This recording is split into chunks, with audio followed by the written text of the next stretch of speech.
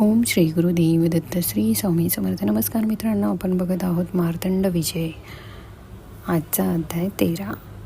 मनी पुढे म्हणाला की अरे बंधू राजा, तू जर असा हातपाय गाळून बसलास तर आम्ही सर्वांनी काय करावे.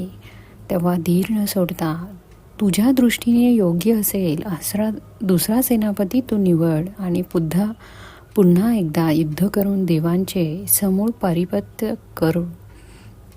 तेव्हा मल्लाच्या अंगी पुन्हा उत्साह संचारला आणि त्याने उल्कामुख नावाच्या सेनापतीला बोलावून घेतले.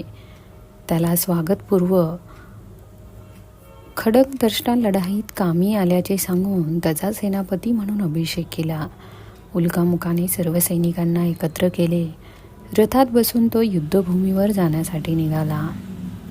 20 लाख घोडेस्वार, 1 कोटी धनुष्यधारी व 50 लाख हत्ती तसेच अगणित पायदळ घेऊन त्यानं रणवाद्यांच्या गजरात रणभूमीवर येऊन पोचला. तेव्हा इंद्राला भीतीने मोठे कापरे भरले व तो धावत पळत शंकराकडे गेला आणि उल्कामुख आल्याचे वर्तमान निवेदन केले.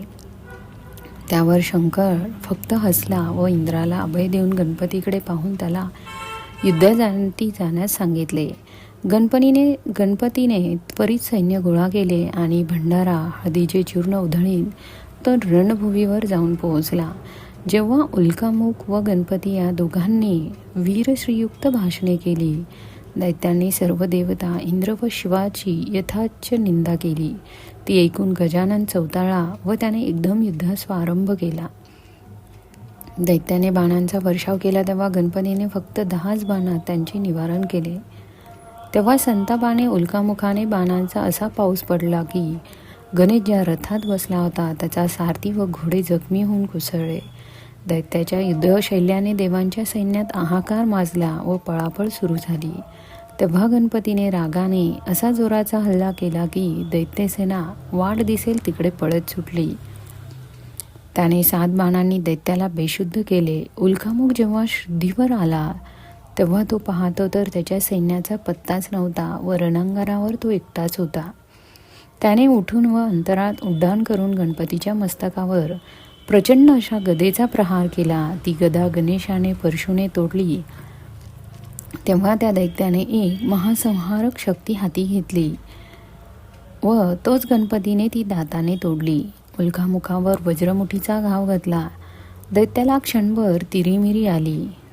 तो क्षणार्धात स्वतःला सावरून त्याने नरसिंहाचे रूप घेतले आणि गजाननाच्या गंडस्थळावर उडी घेऊन नखांनी त्याची लांबलचक सोंड ओरबाडली. ती संधी साधून गणपतीने आपला एक सुळा त्याच्या हृदयात जोराने खुपसला आणि उल्कामुख गतप्राण होऊन खाली कोसळला. गजाननाने सर्व मृत देवसैनिक जिवंत केले व तो वाद्यांच्या गजरात शिवसभेत गेला. सर्व वृत्तांत कथन केला.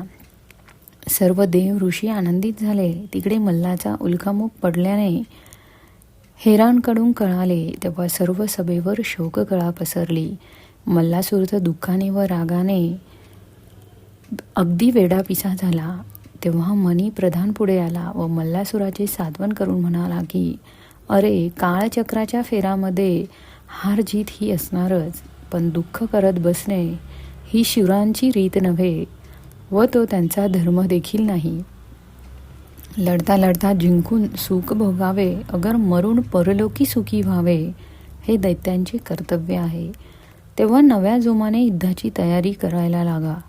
असे ऐकून कुंतलोमा नावाचा महापराक्रमी दैत्य दंड थोपटून पुढे उभा राहिला व त्याने दैत्यांचे सैन्य घेऊन सगळ्या देवांना व इंद्राला ठार करून येतो अशी गर्जना केली. तेव्हा मल्लाला खूप आनंद झाला. त्याने कुंतलोमा याला सर्व अधिकार बहाल केले व सेनापती म्हणून त्याचा अभिषेक देखील केला. मित्रांनो, मार्तंड विजयाचा पुढील अध्याय बघण्यासाठी चॅनलला सबस्क्राईब करा. धन्यवाद.